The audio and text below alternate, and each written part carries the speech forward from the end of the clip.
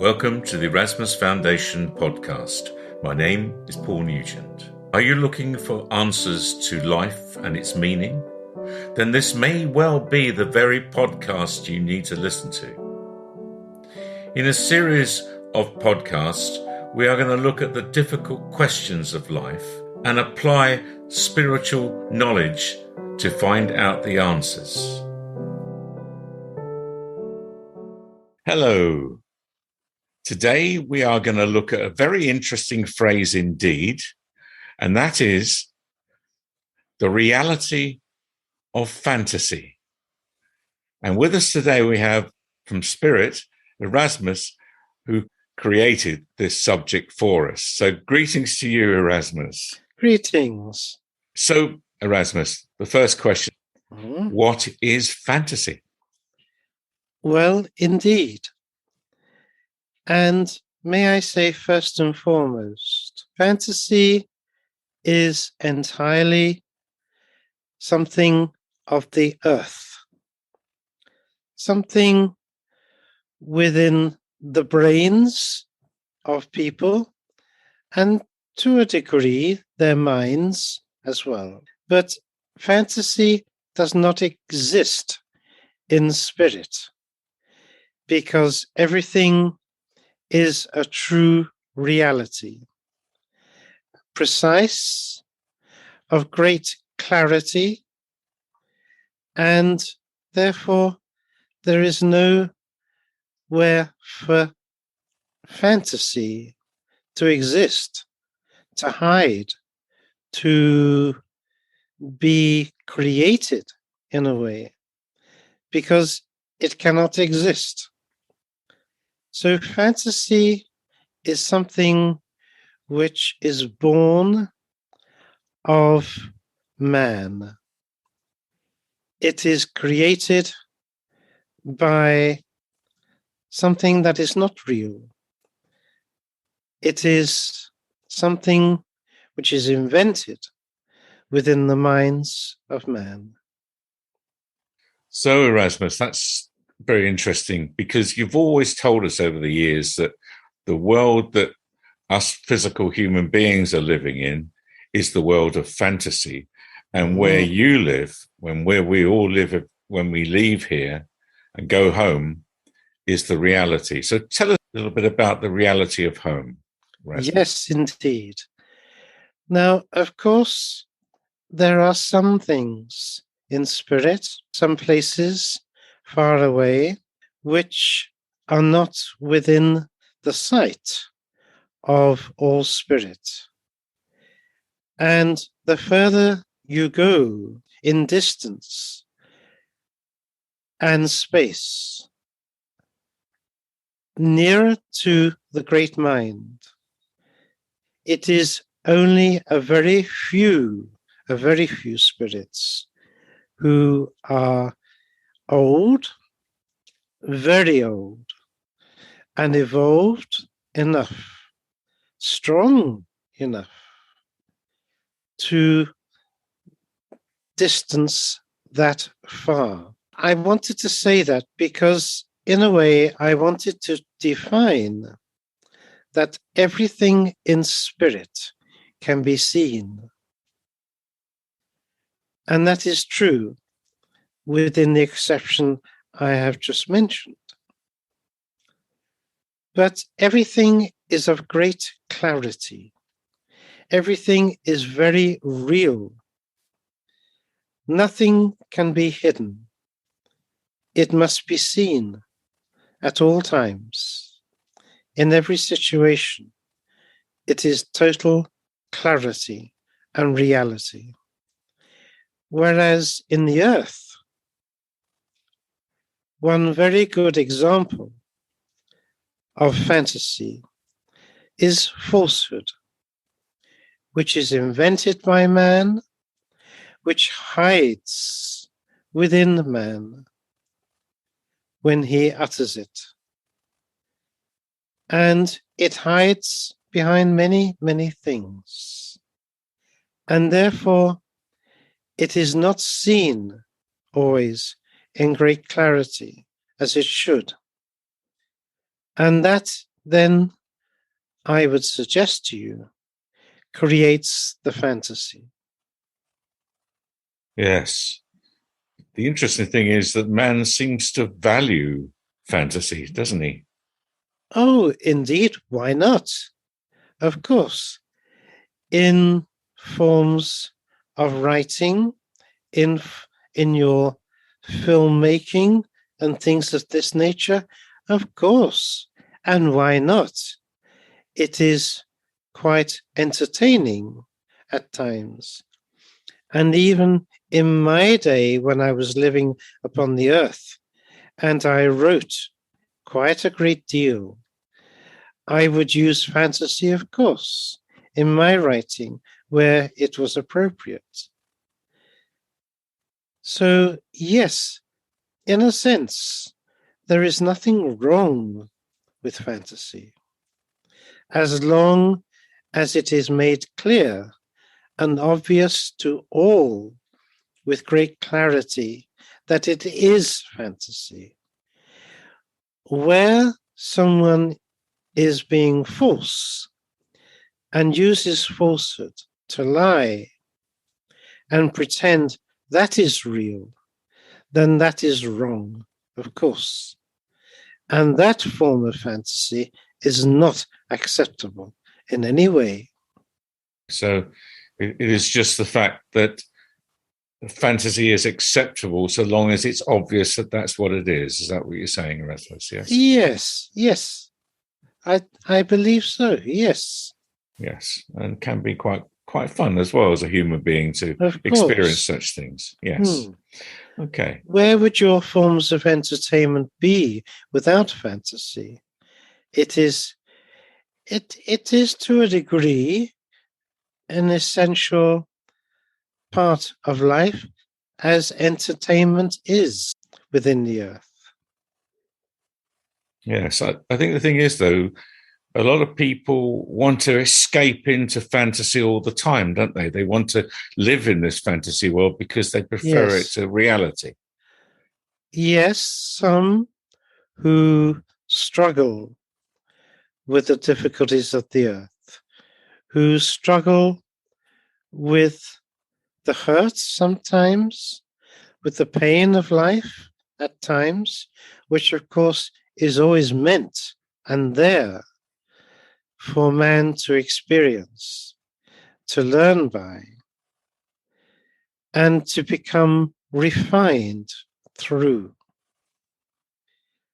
But yes, of course, again, for good reason, it does no harm to escape the realities of life within the earth into the world of fantasy for some short period.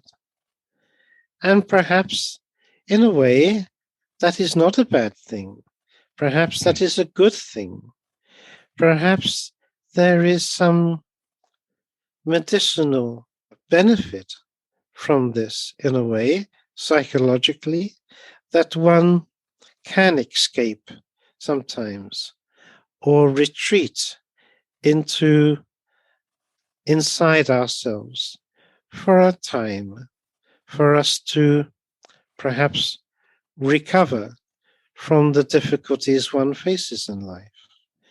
But to stay in this, to avoid life altogether, would be incorrect, would be, I would say, defined as a mental imbalance and not be correct.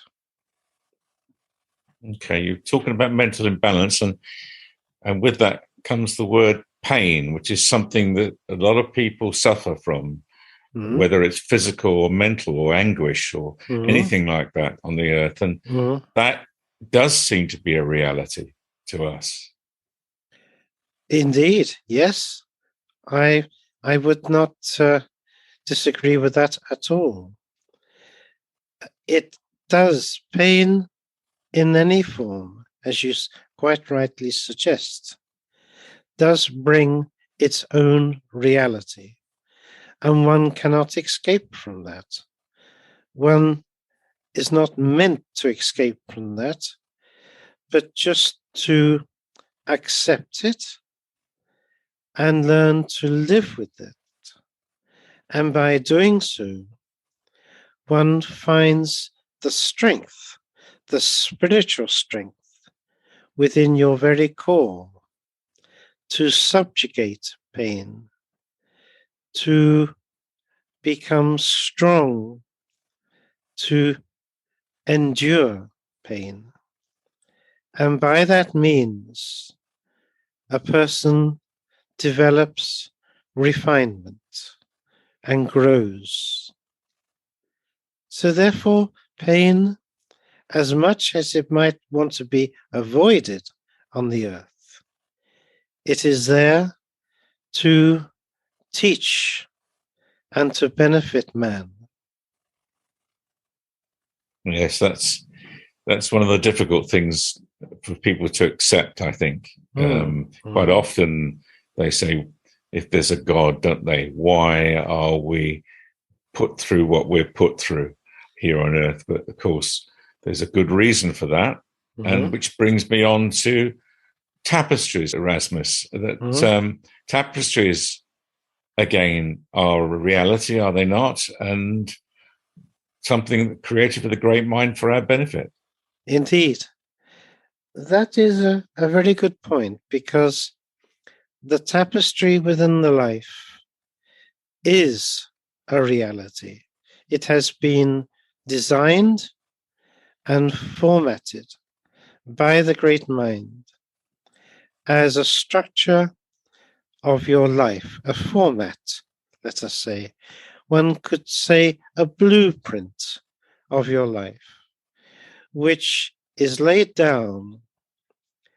It is there, and within that structure, your life is laid out for you to live. And it is by living that tapestry, you are then processing all the substance and content of that tapestry as you live it. It is only the beginning and the end and the overall, let us say, skeleton that is predestined and designed for you, which of course might include, for very good reason, events within your life which you might describe as an accident, which could cause some serious disability for you then to endure painfully in that life. And that would be all part of what is meant to happen in the design of the tapestry.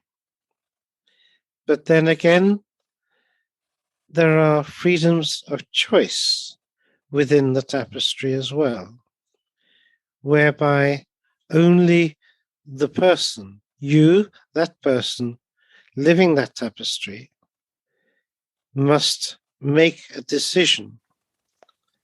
And that can happen several times within the life. Erasmus, I'm thinking sometime in the future, man will be more and more aware of the difference between reality and fantasy here on Earth, will they not? And that has got to help them, surely. Yes, I think most people do understand the difference between reality and fantasy. As I said before, the difficulty is when one person may pretend to another something which they would present as reality, but in truth is fantasy, such as a falsehood, or something they have invented which is not true. And that, of course, is a definition of a falsehood. So that is where the difficulties then become created by man. But this will change in time, in the future, because man will learn very accurately, very precisely, how to differentiate between truth and falsehood. That is to come. Yeah, what you say is very true, Erasmus. But I was also thinking that, of course, as you've said many times before, this life is a fantasy, whereas people see it as the only reality, don't they? And that's what I was kind of referring to. Yes, of course, because you're living the life, that is the only reality you know. Yes.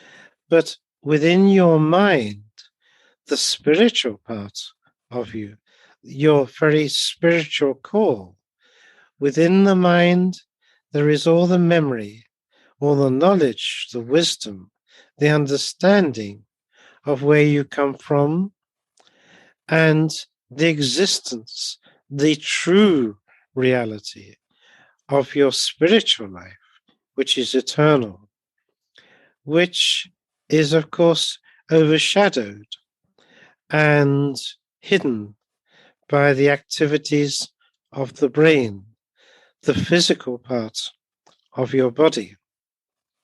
The fantasy of mythology is based in reality, is a question that you've given me. Would you like to explain that to me? Because I really don't understand it.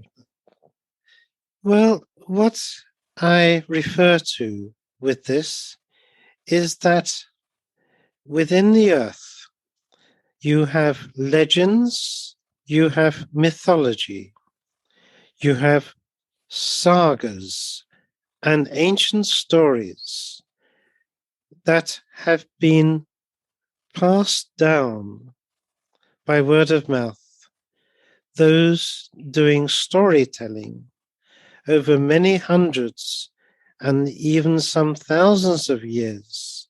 These stories have been passed down.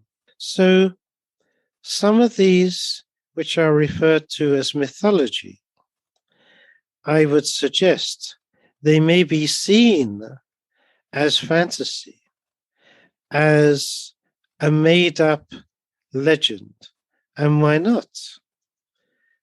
Of great, wondrous creativity and enjoyable, wondrous stories. But what I wanted to suggest is that some of these, which are mythology, have in their origins a basic truth, a reality, something that may have happened in reality, something which was real. And I can think of some mythology, some of the Greek mythology in your world, which was told as stories to be processed, carried on, and remembered, most importantly, because they had something within the event, within what happened, which was important to be remembered. And this is how the content and the substance of these memories was contained within the stories that were passed down. Also, as well, Erasmus, that you look at the holy books that man seems to refer to that were written a long time ago. Mm-hmm. There is probably fantasy and reality in them as well, but some people tend to take them, excuse the pun, as gospel, and will not question the words that are written there. Well, all I can say is, again, there is good substance, there is good origination in many of these stories. And so much of it is a recording of history. Not all is understood when one reads the Bible, particularly because so much has been translated and passed down over the years. So its original meanings in some parts of the Bible have been perhaps become a little different to what they originally intended to mean. So, yes, also, of course, there have been times within aspects of religion and the church where some invention has occurred because of political advantages and benefits, that the truth was manipulated to fit what was believed to be of good reason. So not everything in your Bible is absolutely truthful at times. But even so, there is great content within this, and much to be understood, which is a little confusing, may I say, in the modern interpretation of the original writings. Yes, thank you, Erasmus. Okay, so we're coming to the end of the podcast now, Erasmus. So anything else you'd like to add before we close for the day? No, I would just like to say thank you for allowing me to speak,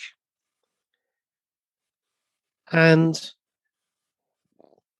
also because I do spend quite some time within the earth at this time, and I have done so for, in your time, some years, which has been most interesting and has given me wondrous insight into your times and the way man is within the earth in this time of yours, which I am always grateful for the knowledge and for what I have learnt. And in that way as well, again, I thank you for this opportunity to speak today with you. Thank you. Thank you very much, Erasmus. It was lovely. Thank you very much indeed. The Erasmus Foundation is a spiritual teaching and healing foundation based in Laxfield, Suffolk, in the United Kingdom. We have a webpage, www.erasmus-foundation.org. If you would like to be a guest on our podcast, or indeed have further questions for us, then please contact me on paul@erasmus-foundation.org, and we'll do our best to accommodate you. Thank you very much for listening.